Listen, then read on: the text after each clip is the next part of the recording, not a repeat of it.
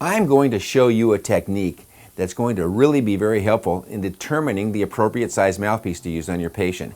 I call it the 2-3 finger technique. And what I mean by that is this. Take your 2 fingers and instruct your patient to open as wide as they can. If they can open up 2 fingers of incisal opening, that determines that you're going to utilize a small. If you get 3 fingers of incisal opening, use a medium. Use the medium DV mouthpiece when you're working on lower molars or when you have a high palatal vault. It has a medium-sized bite block, but the tongue protector goes farther down into the floor of the mouth and higher up into the palate.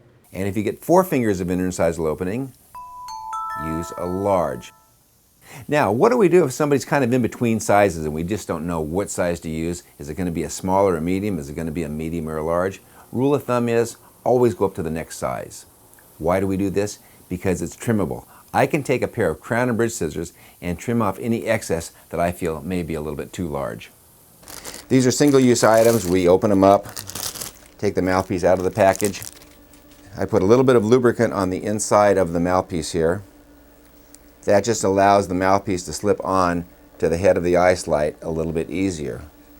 Very, very important to put Vaseline, apply it liberally to the lips. This allows the mouthpiece to slip in a lot easier.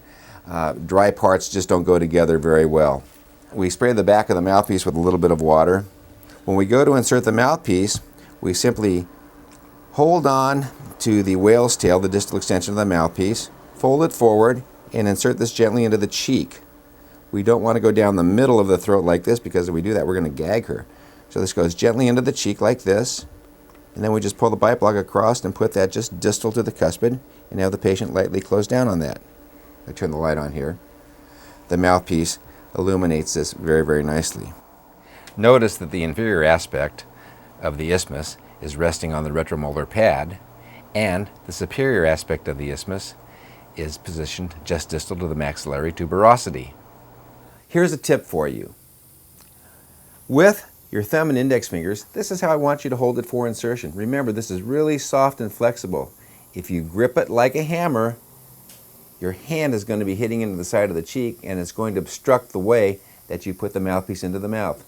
So gently grab it with your thumb and your index finger here, and your thumb and your index finger just like this, and then insert this into the cheek over here, not down the throat.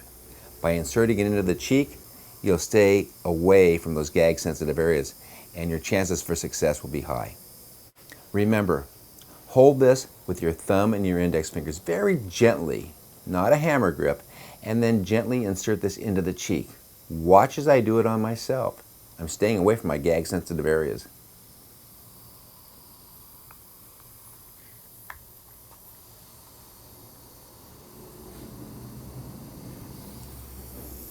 Easy. And it comes out just as easy as it went in.